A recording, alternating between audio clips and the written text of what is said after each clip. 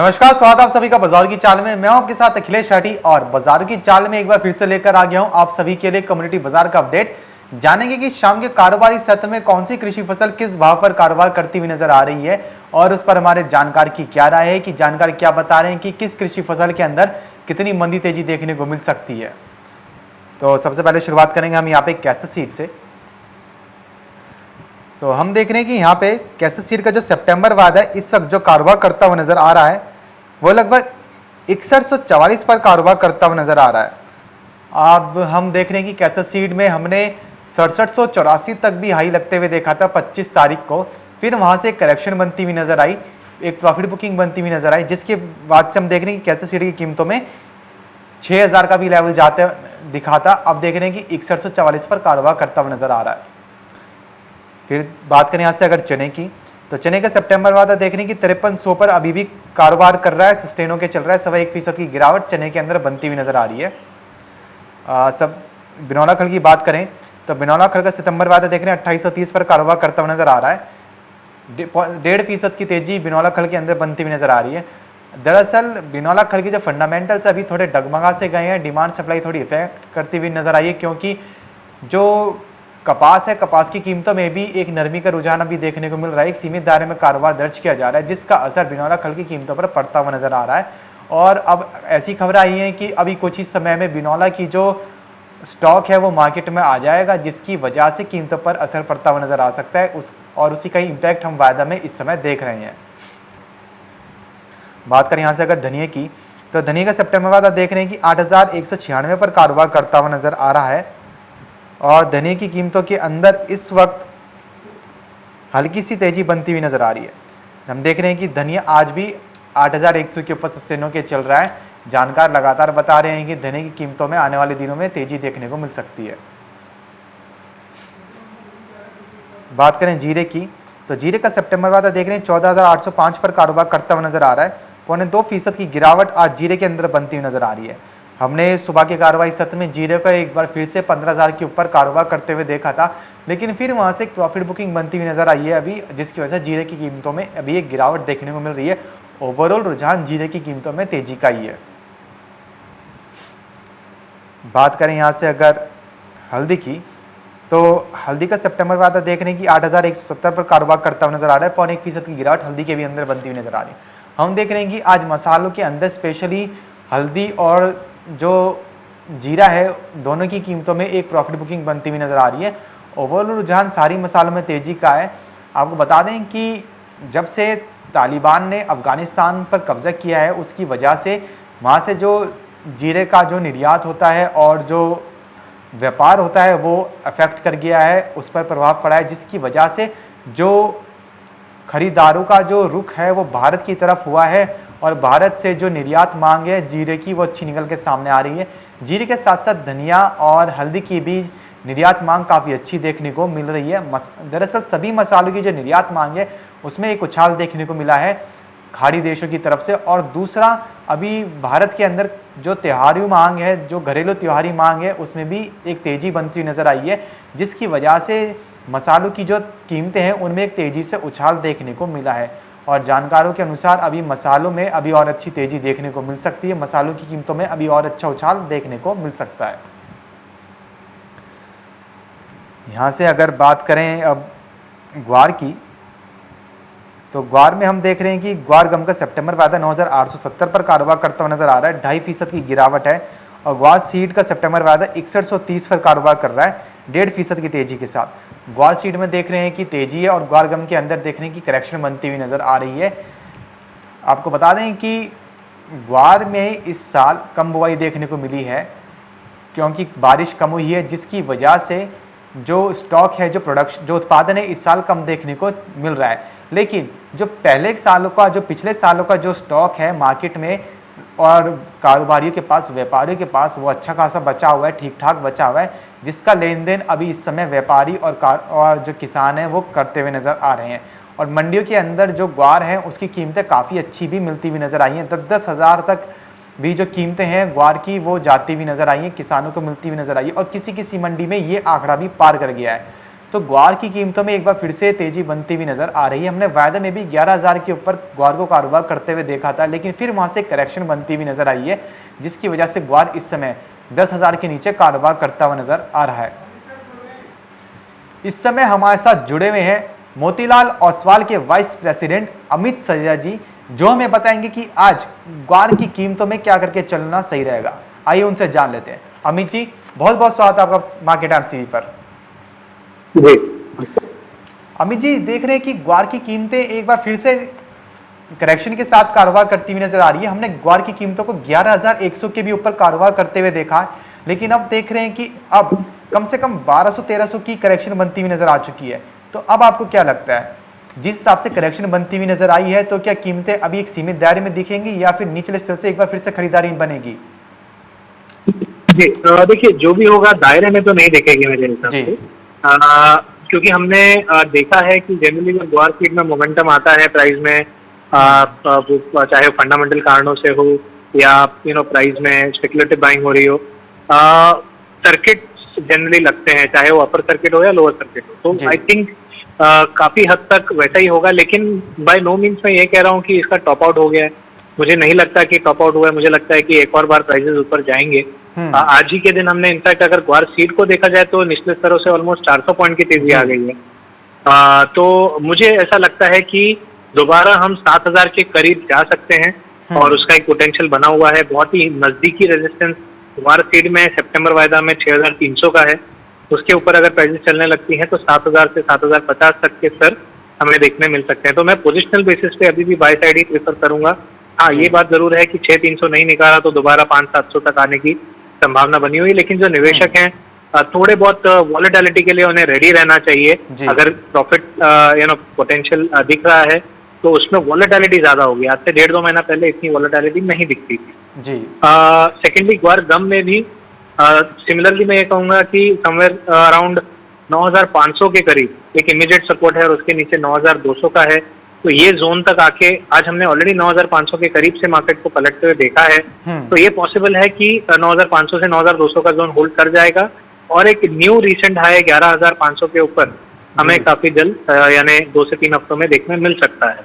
तो यहाँ पर भी जो ट्रेंड रहेगा वो ऊपर की साइड रहेगा और I will not be surprise अगर दोबारा अपर सर्किट जो है वो लगने शुरू हो गए जी। तो यानी कि ग्वार की कीमतों में तेजी तो है, लेकिन जो निवेशक हैं, जो इन्वेस्टर्स हैं, कारोबारी हैं, ट्रेडर्स हैं, उनको उठापटक के लिए भी ज़रूर रेडी रहना है, बिल्कुल तैयार रहना है।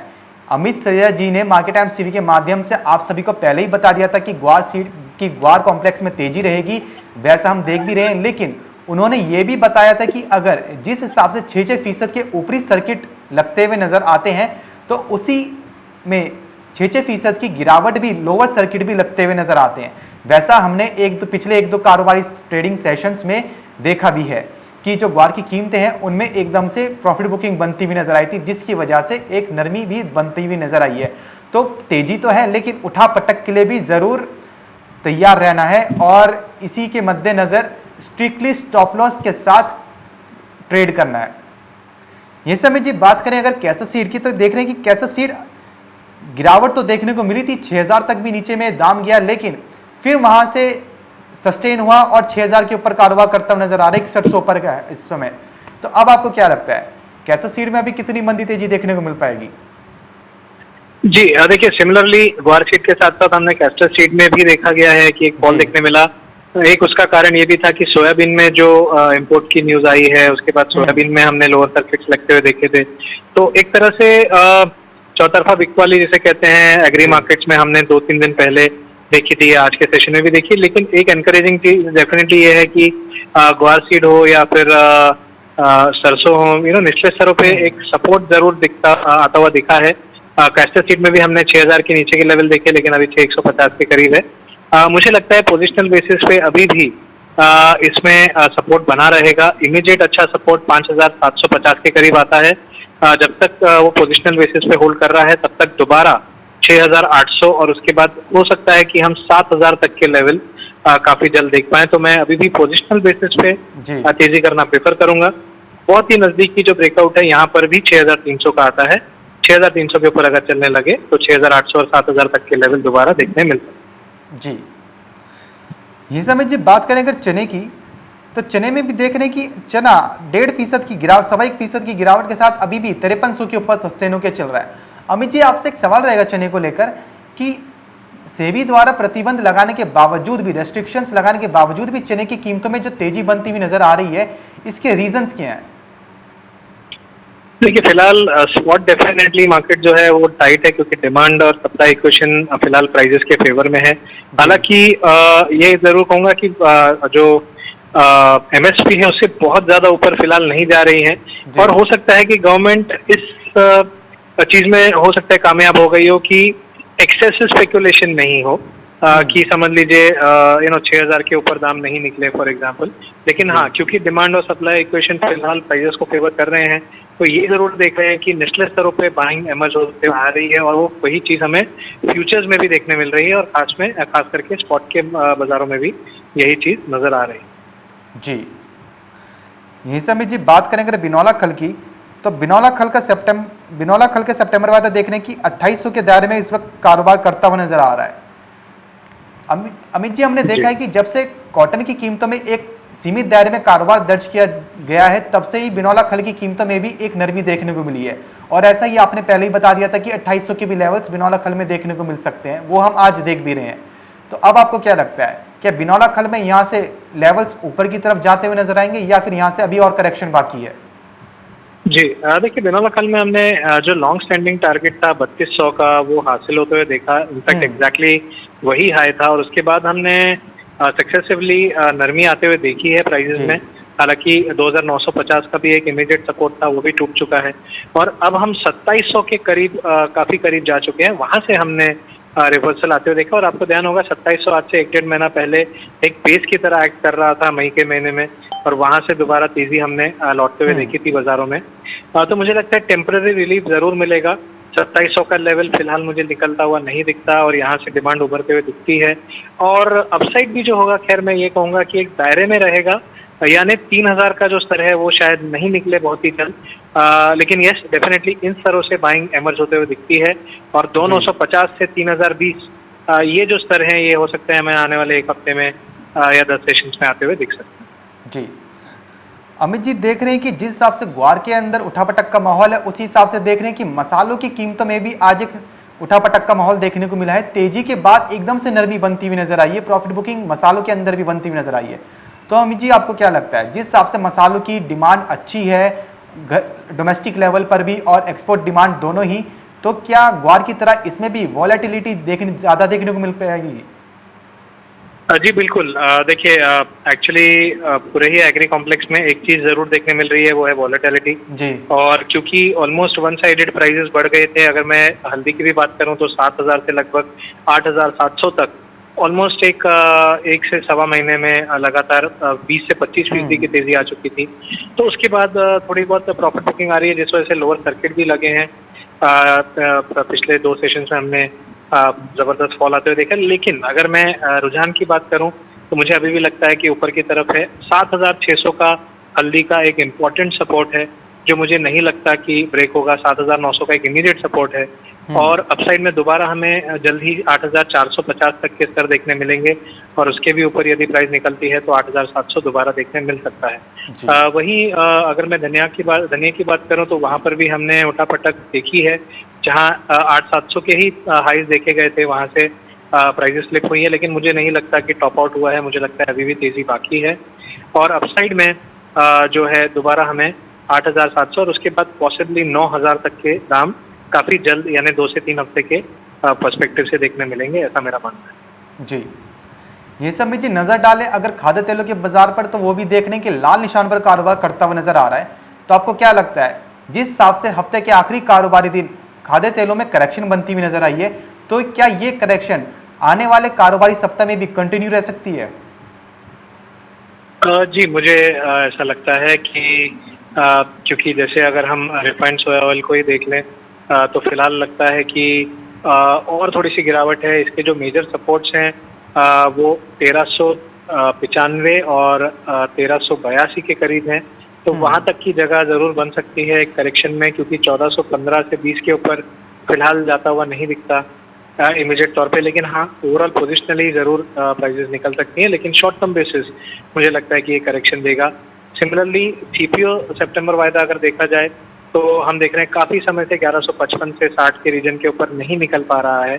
इसका मतलब ये है कि एक शॉर्ट टर्म डाउनसाइड मूव 1125 से 1115 के बीच आ सकता है और वहां से दोबारा तेजी आ सकती है। यानी पोजिशनल बेसिस पे मुझे लगता है कि रिफाइंड सोया ऑयल और सीपीओ दोनों में ही तेजी है, लेकिन ये फिलहाल नरमी के आसार दिख रहे हैं प्राइजेस में। जी, अमित जी जानना चाहेंगे वो कौन सी कमोडिटीज रहेंगी जिनके अंदर अच्छा मुनाफा कमा के चला जा सकता है?